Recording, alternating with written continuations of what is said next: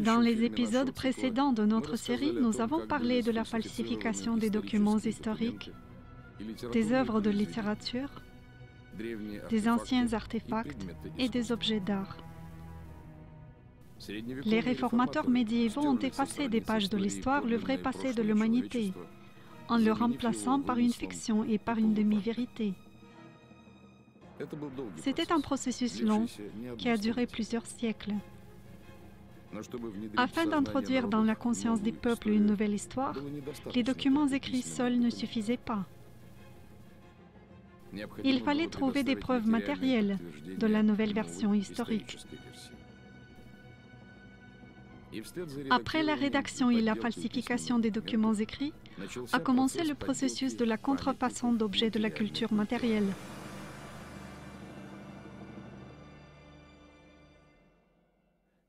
Parfois, la falsification des monuments historiques se faisait à l'échelle d'un État. Mais parfois, c'était l'œuvre de petits groupes de personnes.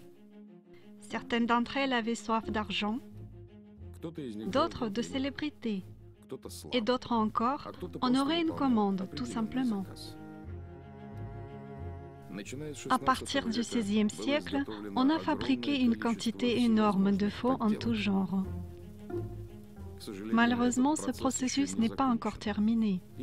Il a lieu de nos jours même. Ce film va traiter de 3 histoires retentissantes de la falsification des monuments historiques.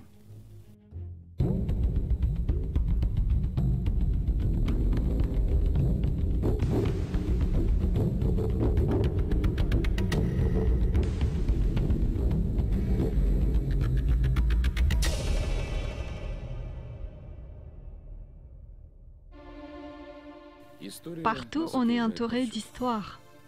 N'importe quel édifice, n'importe quel objet parvenu jusqu'à nous a une valeur historique. Plus ces objets sont anciens, plus ils attirent l'attention des gens. C'est pourquoi, parmi les dites antiquités, on rencontre beaucoup de faux. Aujourd'hui, il est bien connu qu'il existe des faux tableaux, des faux bijoux, pièces de monnaie et sceaux. On a trouvé nombre de faux documents et de faux manuscrits. Mais peu de gens sont au courant qu'il y a aussi des faux parmi des célèbres monuments historiques et archéologiques. Certains de ces monuments sont même déclarés appartenant au patrimoine historique mondial. Plus la falsification est énorme, plus il est facile de persuader les gens de l'authenticité de ce faux.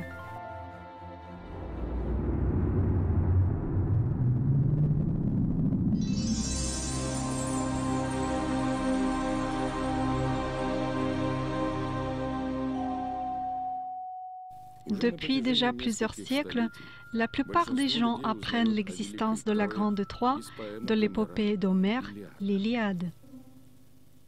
L'épopée a été appelée Iliade parce que les Grecs avaient nommé cette ville Ilion. On croit que la guerre de Troie a eu lieu au XIIIe siècle avant notre ère. Les historiens affirment que Homère n'était pas le contemporain de cette guerre, il a vécu 700 ans plus tard. Il aurait composé son épopée d'après des traditions orales et des chants des chanteurs errants.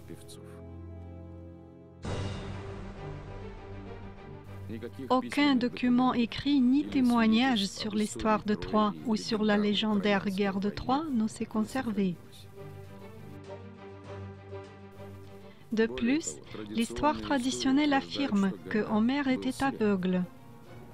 Par conséquent, il ne pouvait pas écrire ses poèmes. Il ne pouvait que les dicter à quelqu'un. Mais de son vivant, personne ne tenait à immortaliser ses œuvres. Pendant des siècles, elles auraient été transmises oralement. On les a fixées sur papier quelques siècles plus tard, après la mort de Laède. Il n'est pas alors étonnant qu'encore jusqu'à la fin du XIXe siècle, la majorité des scientifiques et des gens cultivés aient perçu le poème d'Homère seulement en tant qu'épopée, et Troie en tant que ville mythique. Mais à la fin du XIXe siècle, cette perception a changé chez beaucoup de personnes, parce que l'archéologue amateur allemand Henrik Schliemann aurait réussi à trouver les vestiges de l'Ilion d'Homère.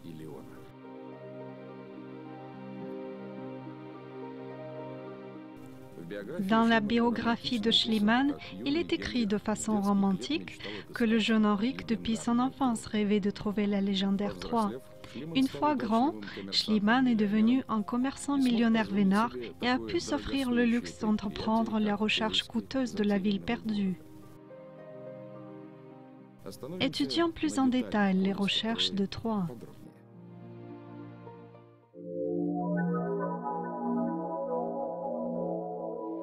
C'est répandu largement le mythe que Schliemann avait cherché la Troie en tenant dans la main le volume d'Homère, c'est-à-dire en se basant uniquement sur le texte de l'Iliade. Mais c'est faux. Schliemann est arrivé en Turquie sur les traces des prédécesseurs. En premier lieu sur les traces d'un scientifique français de Choiseul-Gouffier, qui a entrepris plusieurs expéditions vers le nord-ouest de la province turque d'Antalya encore au XVIIIe siècle.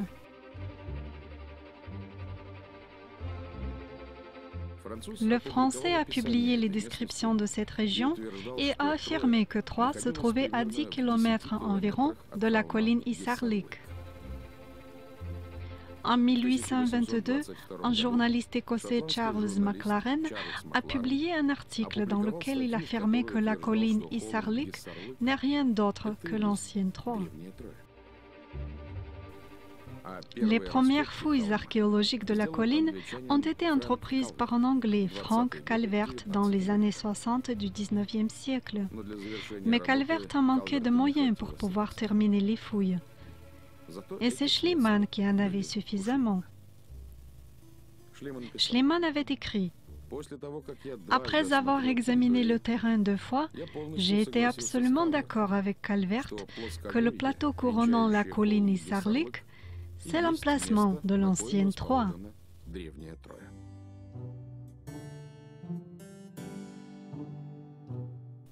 Pour quelles raisons les scientifiques ont commencé à chercher précisément à cet endroit? Dans le XVIIIe-XIXe siècle, existaient encore des témoignages médiévaux que la Troie antique se trouvait sur le territoire de l'Empire ottoman. Mais la Turquie est couverte de façon très dense de vestiges de villes et de fortifications anciennes. On peut trouver pratiquement n'importe où des fragments des anciennes constructions. Il n'est vraiment pas clair pour quelles raisons les vestiges d'une ancienne ville découverte sur la colline Isarlik ont été proclamés l'ancienne Troie avec un tel enthousiasme, car il n'y avait rien en rapport avec Homère.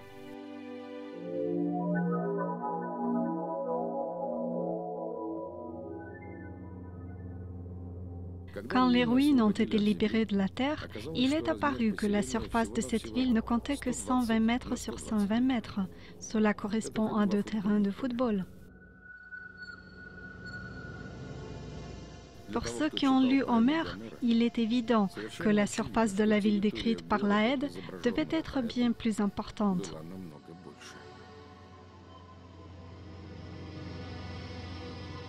À ce moment, on a décidé de déclarer que Troie se composait de plusieurs couches archéologiques. C'est le site le plus ancien qui serait situé sur ce petit terrain. Petit à petit, la ville a grandi et la Troie de l'époque de la célèbre guerre de Troie occupait déjà 20 000 mètres carrés. Mais même sur cette surface-là, il est peu probable que plus de 500 personnes aient pu y vivre en même temps. Car, mis à part les habitations et les routes intérieures, quelque part devaient se situer des temples, des locaux de stockage et des enclos pour le bétail. En décrivant Troie, dont le siège a duré 10 ans, Homère raconte que plus de 1000 bateaux grecs sont arrivés pour assaillir la ville. Ça voudrait dire que le nombre de guerriers venus assiéger Troie devait être environ 30 000 personnes. Si cette petite forteresse était réellement la Troie, il est parfaitement évident que sous la pression aussi importante de l'armée grecque, les Troyens n'auraient pas tenu même une semaine. Probablement, les historiens et les archéologues se rendaient compte que la surface de la cité de 20 000 mètres carrés, de toute façon, ne correspondait pas à la description de la Troie d'Homère. C'est pourquoi on a agrandi la surface. En 2003, un archéologue allemand, Manfred Korfmann, qui aujourd'hui est considéré comme le spécialiste expert de Troie, a déclaré qu'il avait réussi à déterminer la vraie taille de cette ville. D'après lui, le territoire de la Troie supposée est 13 fois supérieur que ce qu'on pense aujourd'hui. C'est-à-dire, Troie occupe non pas 20 000 mètres, mais 217 000 mètres carrés. À partir de 1988 et pendant 15 ans, Korfmann a mené ici des fouilles qui ont coûté 3 millions d'euros. Malgré le fait que grâce aux efforts des archéologues allemands et de leurs sponsors, la surface du site est augmentée, il n'y a toujours pas de preuve que c'est précisément sur la colline Isarlik que se trouve la légendaire Troie.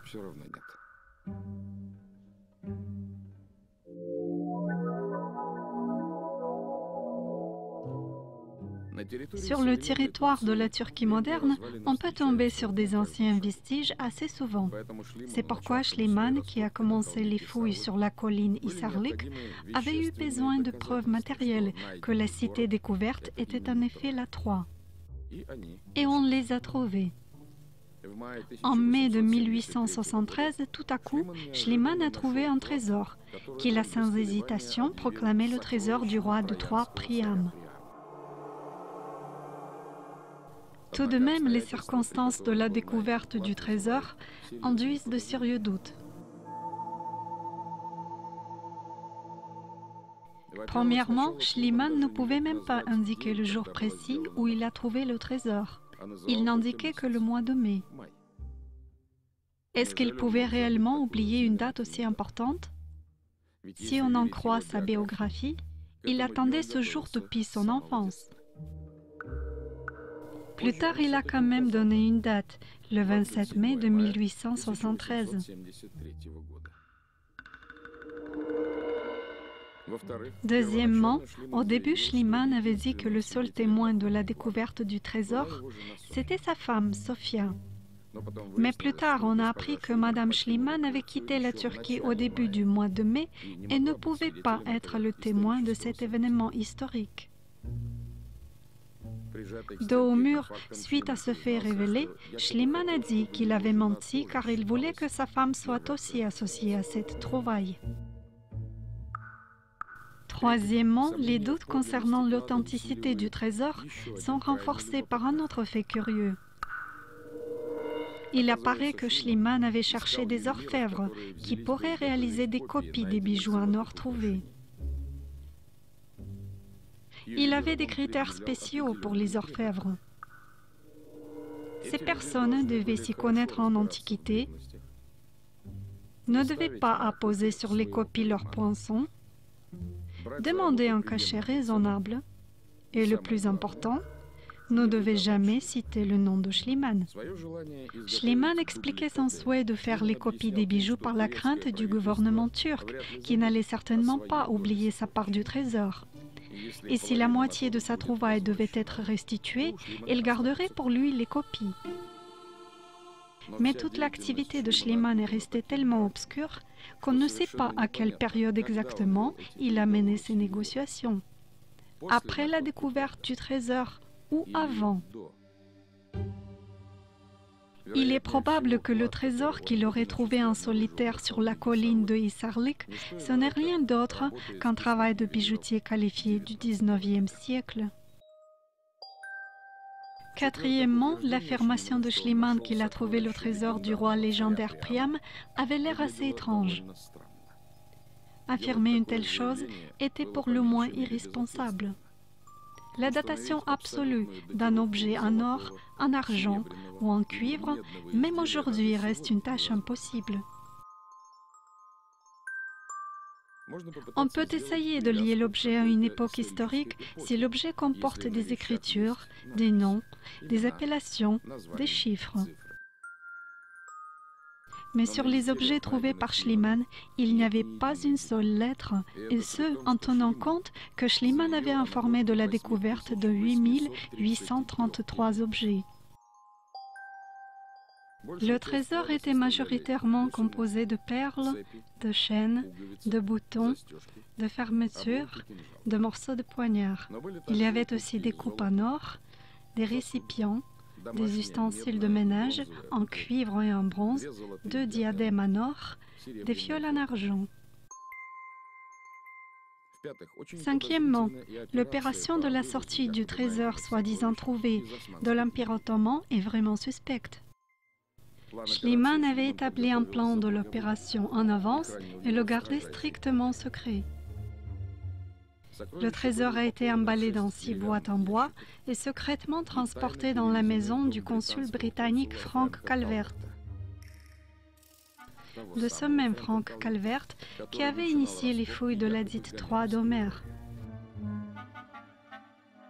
Ensuite, le trésor a été transporté dans la crique Karanlik-Limani, située à 5 km vers le nord de la colline Isarlik. Ici, un bateau affrété, le Taxiar 6, les attendait déjà. Avec l'aide des personnes de confiance de Schliemann, le bateau est arrivé sur l'île de Silos. Ici, le chargement précieux a été chargé sur un autre bateau qui l'a livré à Athènes.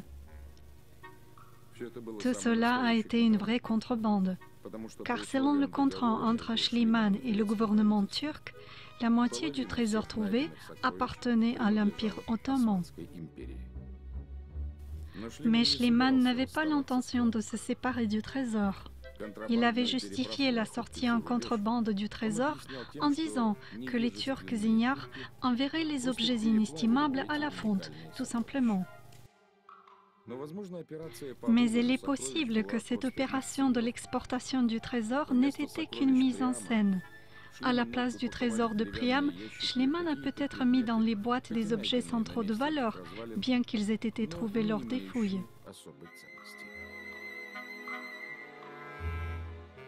On croit que, mis à part le dit trésor de Priam, Henrik Schliemann a aussi découvert les ruines de Mycène. Là-bas, il aurait trouvé un masque d'or funéraire qu'il a aussitôt déclaré être un masque d'un autre héros de l'Iliade, Agamemnon. Et encore une fois, aucune preuve. Quoique, aujourd'hui, les historiens disent que le masque appartenait à un autre roi, dont on ne connaît pas encore le nom. Il serait curieux de savoir comment les archéologues ont réussi à prouver qu'un masque inconnu a appartenu à un roi inconnu, dont le nom est inconnu.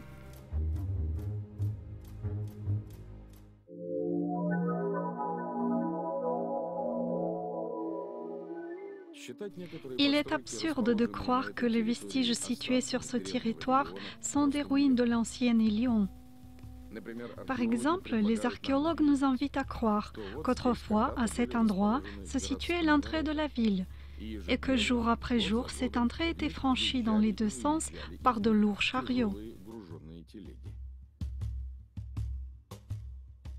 Mais on sait que suite à l'usage prolongé, n'importe quelle route devient sillonnée d'ornières. Par exemple, voilà de quoi a l'air une route en pierre dans la ville ancienne, Choufout-Kalé en Crimée, sur laquelle pendant une longue période ont réellement roulé des chariots. Bien sûr, la profondeur de l'ornière dépend de la dureté du matériau utilisé, mais il est impossible que la route se soit conservée dans cet état idéal. Ici, il n'y a ni ornière laissée par les roues, ni trou laissé par les sabots de bétail, ni aucun autre signe de détérioration qui généralement apparaît sur les routes. La pente raide rend le passage des chariots chargés pratiquement impossible. De plus, la route bute sur un mur. On a le sentiment que personne n'a jamais emprunté ce passage et que cette route, ce n'est qu'une décoration théâtrale. Et ceci est une autre construction curieuse, située sur le territoire du complexe archéologique. Ce mur rend visibles les couches qui composent le bâtiment. Les archéologues affirment que la fondation du bâtiment a été faite 2000 ans avant notre ère. La plaque ne précisait pas en quelle période ont été posées les couches supérieures. Notez que pour des raisons inconnues, le bâtiment est couvert d'une tente. En répondant aux questions des touristes étonnés, les guides disent que par ce moyen, on protège le bâtiment de la pluie. En effet, les briques sont composées d'un matériau tellement fragile qu'elles se désagrègent quand on les touche. Une bonne pluie peut les transformer en un tas de boue. Mais comment pouvait-on y habiter et pourquoi a-t-on construit l'habitation d'un matériau aussi peu solide? Quand on examine attentivement ces ruines, il devient clair qu'en vérité ce ne sont pas des vestiges d'une ancienne construction, mais une décoration réalisée pour pas cher et vite faite pour les touristes. Et ceux-ci sont des fragments d'anciens tombeaux. On croit que c'est également ancien de plusieurs milliers d'années. Il est étonnant comment les anciens maçons ont réussi à découper les blocs de marbre et les dalles de pierre aussi idéalement droits pour revêtir le tombeau. Encore plus étonnant, avec quoi les ont-ils découpés? La qualité de revêtement de cet ancien tombeau est presque la même qu'on peut voir sur les bâtiments modernes.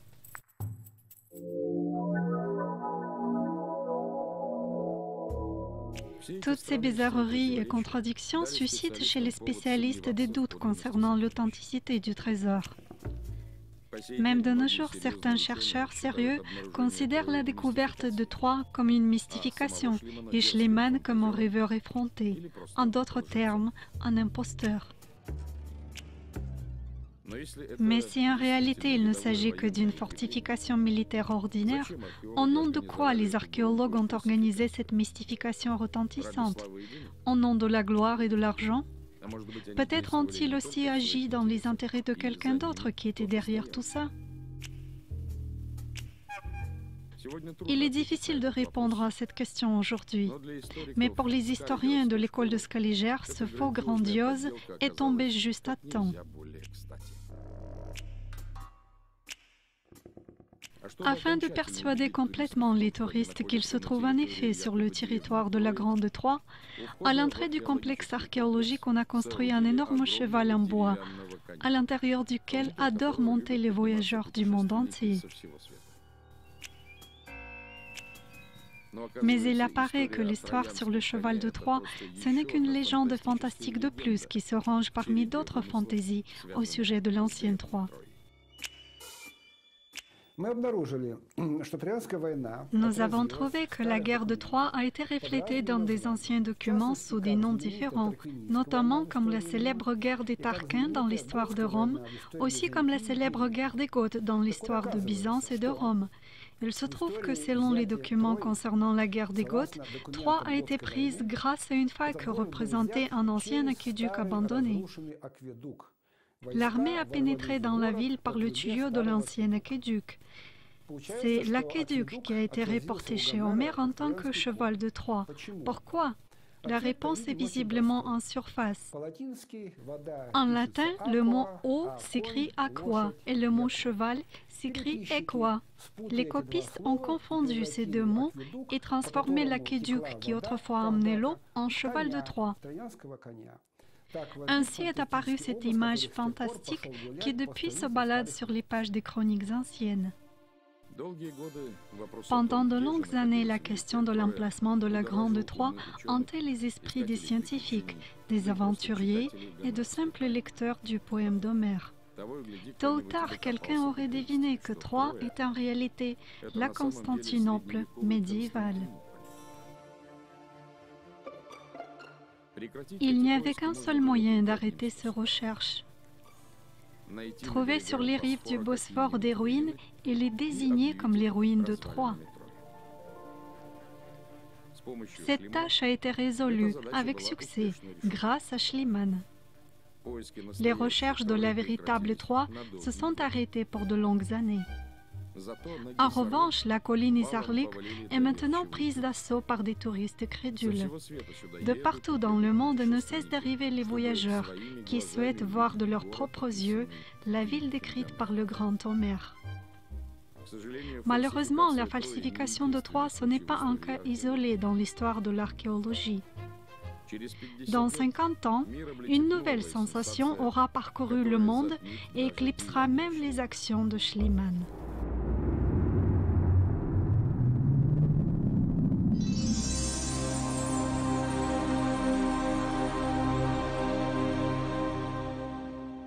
En novembre de 1922, une information sensationnelle faisait la une des journaux britanniques. On a trouvé une sépulture grandiose dans la vallée des rois en Égypte, le tombeau du pharaon Toutankhamon. Cette découverte était unique non seulement à cause de la richesse de ce tombeau, mais aussi parce que le personnage même de Toutankhamon, jusqu'à ce moment-là, était considéré comme une figure mythique. Les informations sur cette personne se limitaient à une paire de sceaux, sur lequel était inscrit son nom, mais sans le titre royal. C'est pourquoi beaucoup de scientifiques ne pensaient pas que Toutankhamon était un roi. Au mieux, c'était simplement un noble. Mais la découverte réalisée en novembre de 1922 a tout changé. L'homme qui a trouvé le tombeau de Toutankhamon est devenu l'égyptologue numéro 1 dans le monde. C'était un archéologue professionnel britannique, Howard Carter. Vers cette époque, il avait déjà travaillé pendant plusieurs années en Égypte, non sans succès comme on le croit. Mais Carter était ambitieux. Il avait l'intention de réaliser quelque chose que personne n'avait réussi. Trouver le sépulcre de Toutankhamon, ni plus ni moins. En 1917, il a rassemblé une expédition et initié des fouilles dans la vallée des rois.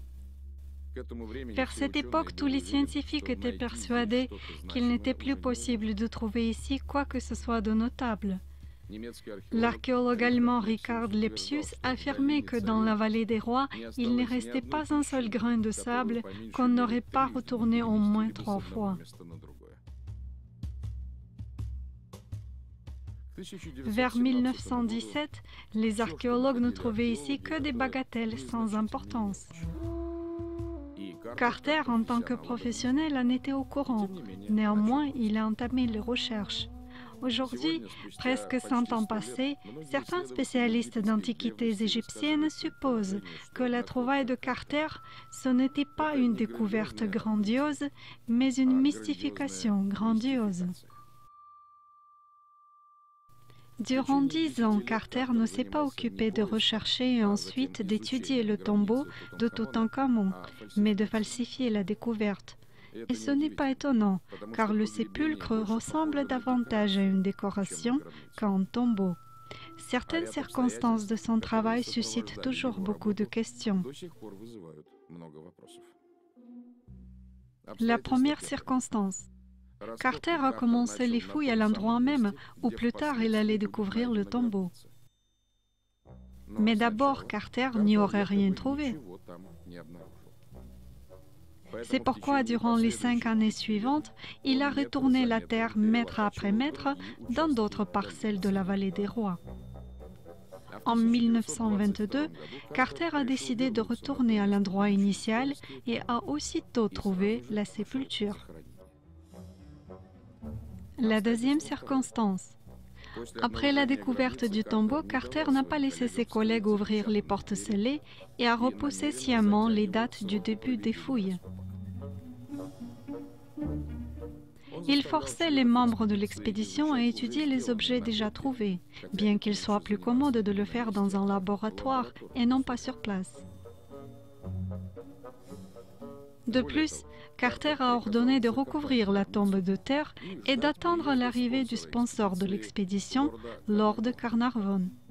Ce comportement est assez étrange pour un archéologue. La troisième circonstance. Quand les archéologues ont à nouveau dégagé le tombeau, ils ont découvert que le passage muré dans le sépulcre avait déjà été 2 fois ouvert et muré à nouveau.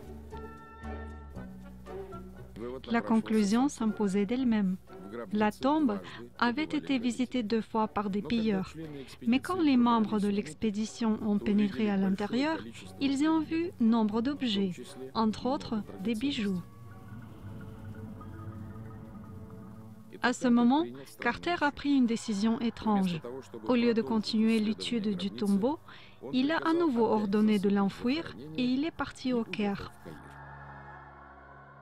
C'est seulement à la fin de décembre de 1922 qu'on a remonté en surface le premier objet. Et c'est en février de 1923 que Carter est entré dans la pièce qui contenait le sarcophage du pharaon. Il est apparu que cette pièce remplie d'objets en or n'avait pas subi de pillage non plus. Personne n'a pu expliquer pourquoi les pilleurs qui avaient été dans le tombeau n'avaient rien pris. Pourquoi eux qui avaient été dans la chambre mortuaire n'avaient pas ouvert le sarcophage en bois revêtu d'or. Tous les objets trouvés étaient en excellent état. Les objets en or scintillaient comme s'ils étaient neufs. En 3000 ans, ils n'ont pas perdu leur éclat et n'ont pas été couverts de poussière. Mais ce n'était pas la seule chose étrange.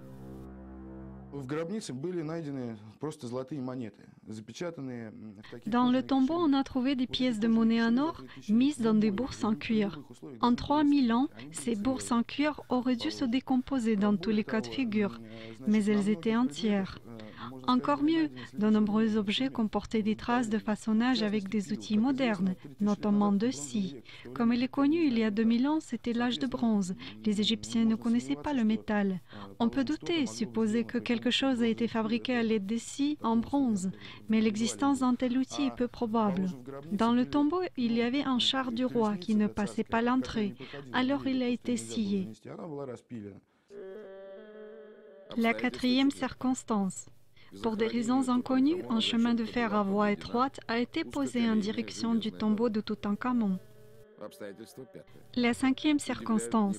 Étrangement, les travaux dans la tombe ont duré beaucoup trop longtemps, ce qui est inhabituel. Les fouilles ont duré 5 ans. Faut-il autant de temps pour faire l'inventaire des bijoux, des sarcophages et des momies se trouvant sur 80 mètres carrés? La 6e circonstance. Le sépulcre diffère beaucoup des autres tombes situées dans la vallée des rois. Dans toutes les tombes, les plafonds voûtés ont une forme ovale. La chambre mortuaire de Toutankhamon a la forme d'un parallélépipède régulier. Ici, tous les angles sont droits. Un observateur attentif sera aussi étonné par les peintures de la tombe. Sur toutes les photos qu'on peut trouver, la tombe est expressément prise de façon à ce qu'on ait l'impression que les peintures couvrent tous les murs. Probablement parce que c'est de cette façon-là que sont peintes les autres tombes royales. Dans certaines d'entre elles, les peintures ont été faites même sur le plafond. Dans la tombe de Toutankhamon, les peintures ne couvrent que les murs de la chambre mortuaire. L'image principale se trouve directement dans le champ de vision lorsqu'on entre dans la tombe. En revanche, dans les endroits inaccessibles au regard, les peintures sont absentes. On a l'impression que les peintures ont été réalisées spécialement pour les touristes. Ça ne ressemble absolument pas aux autres tombes. Le plus intéressant, c'est que sur de nombreuses photos que l'on peut trouver dans des éditions différentes, la peinture de fond paraît dorée et très ancienne. On voit que beaucoup de fragments ont été détruits ou sont tombés. Mais en réalité, cette peinture est réalisée avec la couleur jaune pour imiter la dorure. Et les fragments qui seraient perdus, ce sont des frottis de couleur marron foncé. Autrement dit, ces peintures ont été initialement réalisées pour imiter l'ancienneté et ne peuvent pas être authentiques. La septième circonstance, le très mauvais état de la momie trouvée dans la tombe attire l'attention. La dite momie de Toutankhamon s'est conservée beaucoup moins bien que les momies des autres pharaons. La huitième circonstance, le tombeau de Toutankhamon, c'est le seul tombeau dans la vallée des rois où il est catégoriquement interdit aux touristes non seulement de filmer, mais aussi de photographier. À l'entrée, on prend aux touristes tous les appareils photo et les caméras vidéo. Probablement, la vraie sépulture du pharaon Toutankhamon n'a jamais existé. Ce qu'on appelle les fouilles dans la vallée des rois, que Carter a commencé en automne de 1917, ce n'était qu'une manœuvre pour détourner l'attention. En réalité, Carter n'a pas cherché le tombeau de Toutankhamon, mais il l'a construit. Mais il a fallu beaucoup de temps pour creuser la tombe et pour la remplir de trésors. C'est pourquoi son expédition a retourné le sable pendant 5 ans dans le désert égyptien.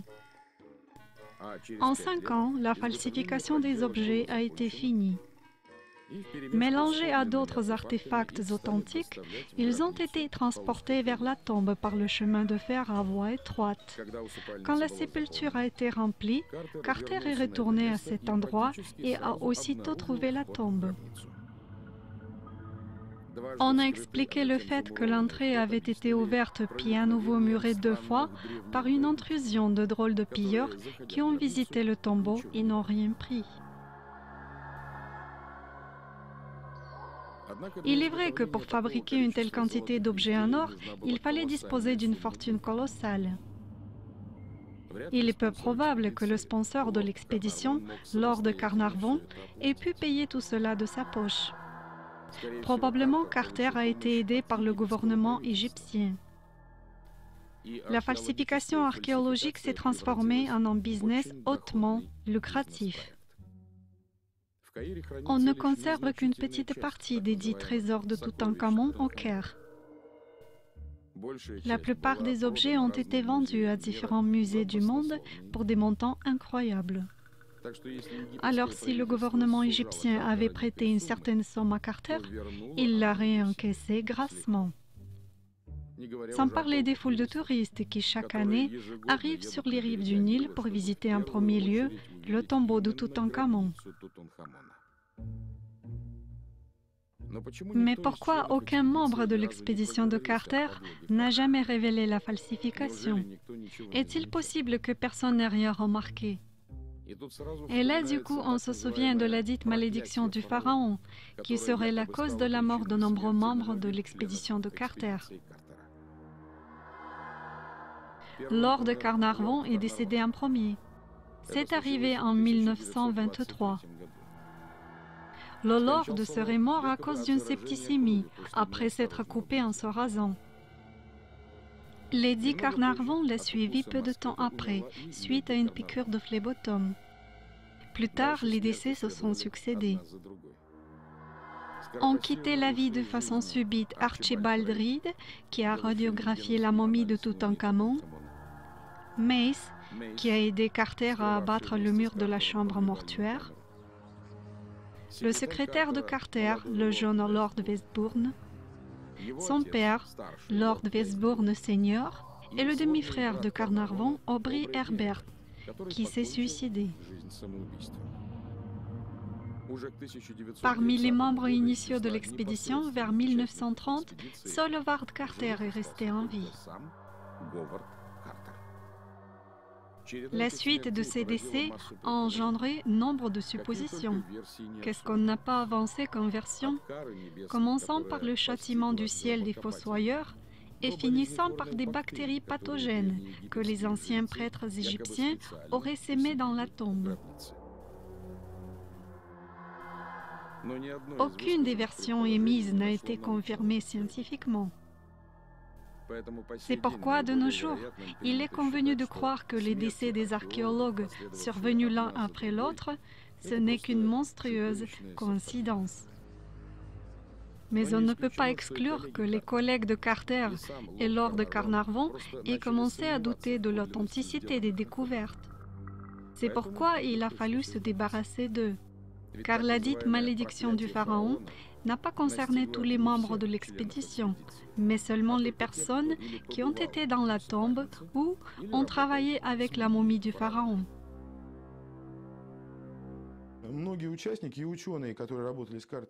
Certains membres et scientifiques qui ont travaillé avec Carter et qui n'ont pas été au courant de la falsification ont dû deviner qu'ils n'avaient pas affaire à une sépulture authentique. Ceux qui ont fait l'analyse radiologique de la momie ont deviné en premier. Probablement, les services secrets égyptiens n'avaient pas d'autre choix que se débarrasser d'eux à l'occasion. À mon avis, c'est la seule explication logique possible. Peut-être qu'on pourrait trouver des preuves, mais naturellement, pour l'instant, c'est inaccessible. Bien sûr, la version en faveur de meurtre prémédité des membres de l'expédition ne dispose pas de preuves solides. Mais il y a eu trop de coïncidences et de circonstances étranges en lien avec le tombeau de Toutankhamon et avec Carter lui-même, qui a vécu sans souci jusqu'à 1939, où il est mort à l'âge de 65 ans dans son lit de cause naturelle.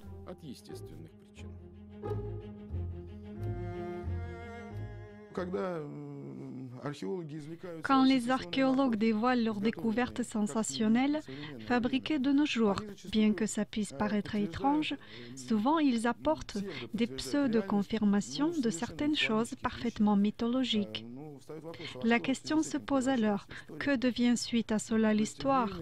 Du coup, des personnages réels, historiques, avoisinent des figures mythiques. Dans ce sens-là, l'égyptologie n'est pas une exception du tout. La contrefaçon des faits historiques a aussi eu lieu dans le passé des pays asiatiques, par exemple dans l'histoire de la Chine.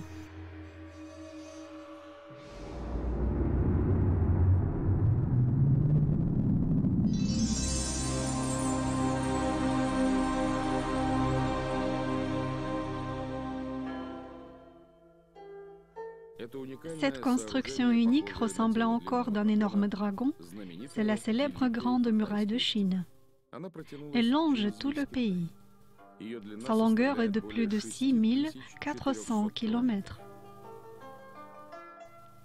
La hauteur atteint 6 mètres, l'épaisseur 3 mètres. On croit que la construction de la muraille a débuté au IIIe siècle avant notre ère et finit au XVIIe siècle, cette fois-ci de notre ère. Autrement dit, selon la version historique actuelle, la construction a duré presque 2000 ans. En effet, c'est un édifice unique. Dans l'histoire, on ne connaît pas de chantier aussi long. On est tellement habitué à cette version historique que peu de gens songent à son absurdité. N'importe quel chantier, surtout de grande ampleur, a un objectif bien précis. Qui aujourd'hui aurait l'idée d'entamer un chantier qu'on ne pourra finir que dans 2000 ans? Évidemment, personne, car cela n'a aucun sens. Non seulement ce chantier interminable serait un lourd fardeau pour la population d'un pays, mais en plus la construction même se détériorerait constamment et on aurait à la réparer. Et c'est ce qui est arrivé à la Grande Muraille de Chine. On ne pourra jamais savoir de quoi ont eu l'air les premiers morceaux de la muraille construits soi-disant avant notre ère. Naturellement, ils sont tombés en ruine. Les parties conservées jusqu'à nos jours ont majoritairement été construites durant la dynastie Ming, c'est-à-dire du XIVe au XVIIe siècle de notre ère.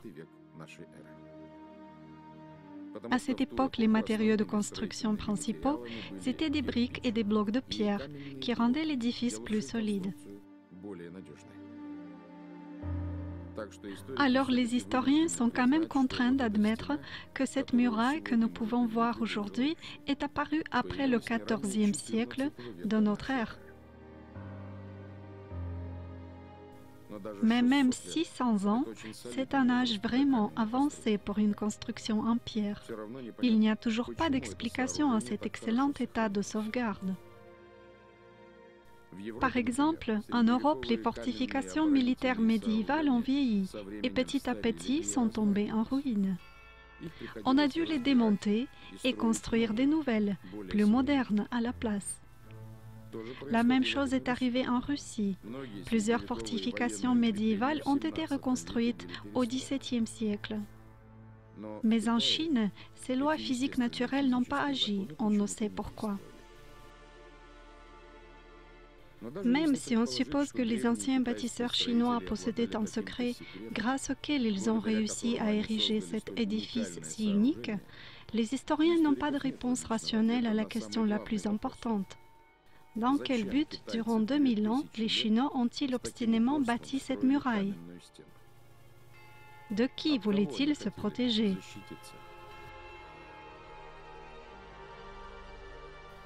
Les historiens répondent que la muraille a été érigée tout le long de la frontière de l'Empire chinois pour se protéger des invasions des nomades. Mais les nomades de cette époque ne possédaient que des flèches et des lances avec des embouts en cuivre ou même en pierre. On n'a pas besoin d'une muraille épaisse de 3 mètres pour affronter de telles armes. Les Russes et les Européens ont commencé à bâtir des fortifications semblables lorsque sur les champs de bataille sont apparus les canons et les engins de siège, c'est-à-dire à partir du XVe siècle. Mais il ne s'agit pas tellement de l'épaisseur de la muraille, mais surtout de sa longueur. La muraille étendue sur plusieurs milliers de kilomètres ne pouvait pas protéger la Chine des invasions, pour plusieurs raisons. Premièrement, dans beaucoup d'endroits, le mur est construit au pied des collines avoisinantes, comme ici par exemple. Il est évident que l'adversaire pourrait facilement viser et tuer tous les combattants sur ce morceau de mur, en grimpant sur les sommets avoisinants. Les soldats chinois n'auraient eu aucun abri pour se cacher des flèches qui seraient arrivées d'en haut. Deuxièmement, sur toute la longueur de la muraille, tous les 60-100 mètres ont été érigées les tours de guet. Dans chaque tour devaient se trouver en permanence des unités de combat conséquentes pour surveiller l'apparition de l'ennemi. Mais déjà soi-disant au IIIe siècle avant notre ère, sous l'empereur Shi Huangdi, lorsqu'on avait érigé 4000 km de murs, il est apparu que si les tours étaient disposées de façon si dense, il serait impossible de réaliser une défense efficace de la muraille. Tous les effectifs de l'armée de l'Empire chinois ne suffiraient pas. Si chaque tour est gardée par une petite unité de guerriers, elle serait facilement prise par l'ennemi. L'unité peu nombreuse serait anéantie avant que les unités voisines aient le temps de lui venir en aide. Si on met des unités plus grandes et on dispose les tours plus loin les unes des autres, on a des morceaux de murs trop longs qui restent sans défense, par lesquels l'ennemi pourrait assez facilement pénétrer à l'intérieur de l'Empire. Il n'est pas étonnant que l'apparition de cette fortification n'ait pas résolu le problème de défense de la Chine contre les invasions. En revanche, sa construction a considérablement appauvri l'État et la dynastie Qin a perdu le trône. La nouvelle dynastie Han ne comptait pas tellement sur la muraille et est retournée au système de la guerre de mouvement. Néanmoins, d'après ce que disent les historiens, la construction de la muraille a continué. Et c'est étrange.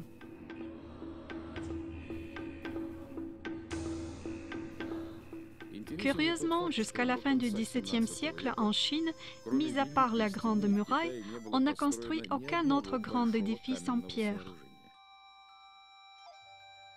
Les scientifiques affirment que la population de la Chine a en permanence mené des guerres civiles. Pourquoi ne s'isolait-il pas avec des murs? Ne construisait-il pas de forteresses dans les villes?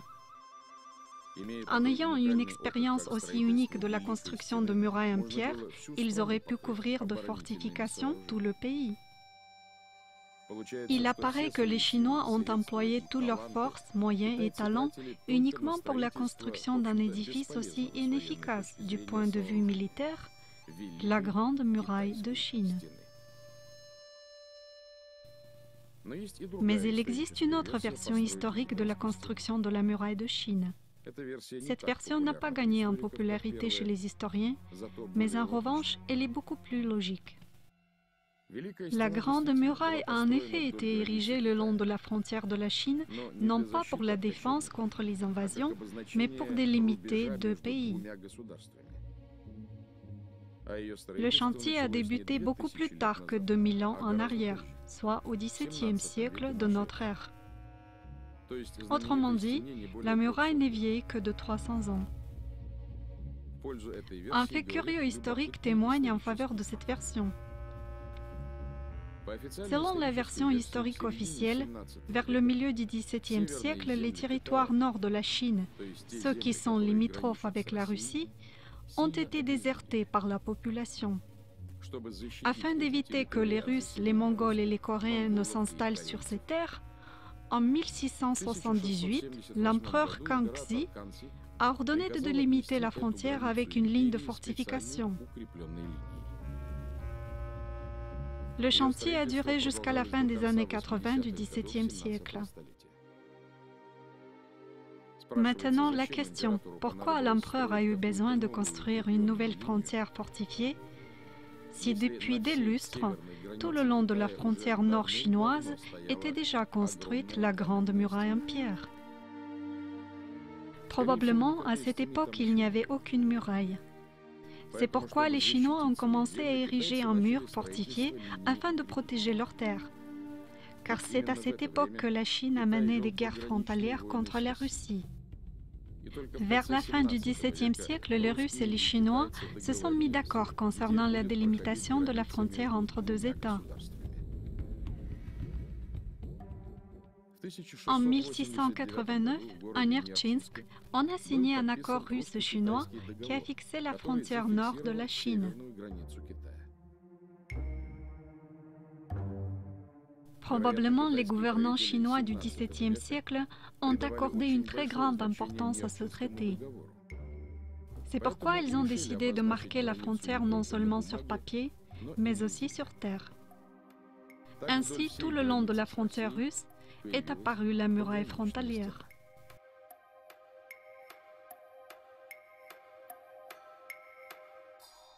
Ceci est une carte de l'Asie du XVIIIe siècle, fabriquée par l'Académie royale à Amsterdam. Ici, on distingue bien deux États, la Chine et la Tartarie. La frontière nord de la Chine longe le 40e parallèle. La ligne de la Grande Muraille est fidèle à la frontière. De plus, elle est marquée d'une ligne grasse et désignée en français comme Muraille de la Chine. On peut voir la même chose sur la carte de l'Asie émise en 1754. Ici, la Grande Muraille est également à la frontière de Chine et de Tartarie. La muraille est également dessinée sur la carte de Tartarie de Guillaume de Lille. On peut voir que ce n'est pas une ligne grasse quelconque, mais qu'elle représente un mur avec des tours. Et ceci est le globe géant de Gottorp, qui est conservé dans la Kunstkamera à Saint-Pétersbourg. On peut y distinguer très bien la muraille. Ici aussi, elle délimite la frontière entre la Chine et l'État voisin, la Tartarie chinoise. Par ailleurs, dans la cartographie, il est assez insolite de représenter un édifice architectural sur une carte géographique. Bien sûr, on peut supposer que les anciens Chinois, il y a 2000 ans en arrière, ont prévu à quel endroit passerait la frontière russo-chinoise. En 1689, les deux États, sans y aller par 4 chemins, ont délimité la frontière le long de la muraille déjà présente ici. Mais dans ce cas, ce détail aurait été cité dans le traité. Et dans le traité de Nertchinsk, il n'y a pas la moindre mention de la Grande Muraille. Depuis déjà quelques décennies, les scientifiques du monde entier sondent l'alarme. L'une des 7 merveilles du monde, la Grande Muraille de Chine, se dégrade à une grande vitesse. En effet, par endroits, la hauteur de la muraille a diminué de 2 mètres. Par endroits, il n'y a plus de tour de guet. Quelques dizaines de kilomètres de murs sont complètement perdus. Et des centaines de kilomètres continuent à se dégrader très rapidement. Et cela malgré le fait que depuis ces quelques derniers siècles, la muraille a été réparée et restaurée à plusieurs reprises.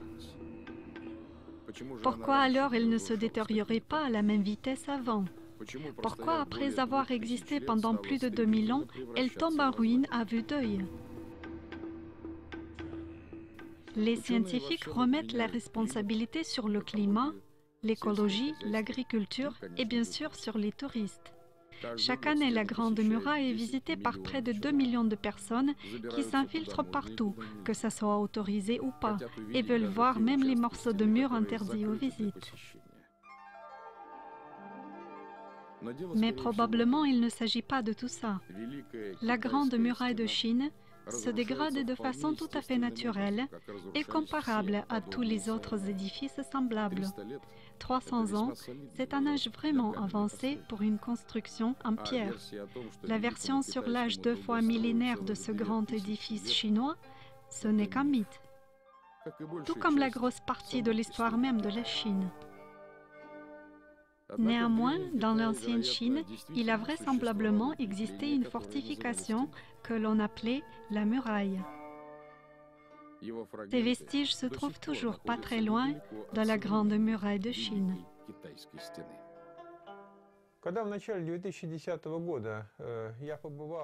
Lorsqu'en début de 2010, j'ai visité la Grande Muraille de Chine, ou plus précisément le mur que l'on fait passer pour une ancienne Grande Muraille de Chine, par chance, j'avais sur moi une paire de jumelles puissantes. En observant les espaces devant cette muraille, j'ai vu qu'en effet la muraille chinoise existe. On peut l'apercevoir avec la jumelle. Ce mur ne passe pas par les sommets, comme le fait la muraille contrefaite sur laquelle on fait balader les touristes et où j'ai été moi. Pour moi, il était parfaitement évident que je marchais sur un faux. Et le mur que j'ai vu dans les jumelles m'a paru très ancien, très vieux.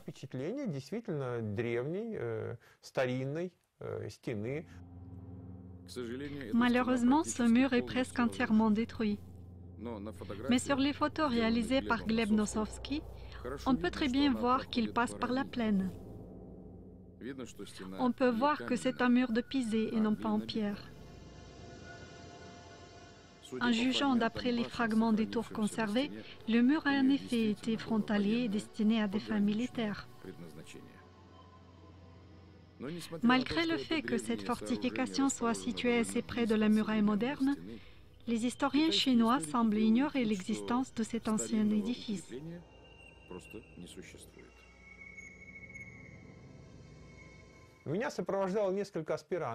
J'ai été accompagné par quelques étudiants diplômés en histoire de l'université de Pékin. Quand je leur ai montré l'ancien mur dans les jumelles, ils ne faisaient que s'exclamer et écarter les bras. Ils ne connaissaient pas son existence.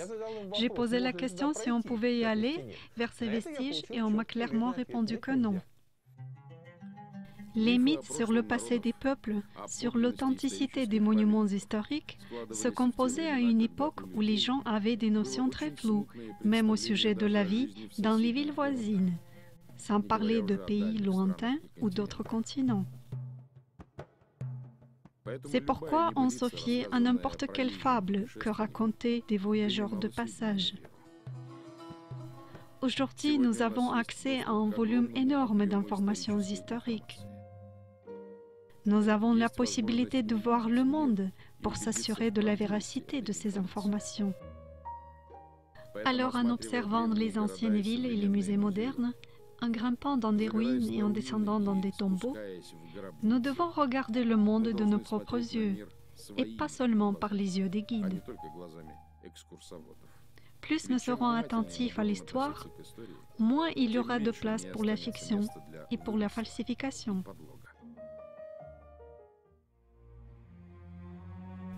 Les résultats des recherches du projet scientifique de la nouvelle chronologie permettent de dire que c'est l'histoire russe qui a subi le plus de dommages suite aux actions des falsificateurs.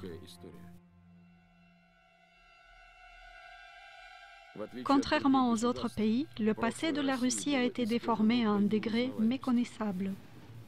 Suite aux ordres des réformateurs du XVIIe-XVIIIe siècle, plusieurs faits historiques ont été entièrement réécrits. Certains faits ont carrément disparu des pages de l'histoire de la Russie. L'un des exemples marquants de la falsification historique, c'est l'époque du XVIe siècle. Les historiens ont inventé une nouvelle interprétation des événements politiques de cette époque. De plus, ils ont entièrement falsifié les biographies des tsars de la dynastie des Rurikides. Pour savoir qui a régné en réalité sous le nom d'Ivan IV, regardez notre film suivant, Ivan le Terrible. Иван Грозный.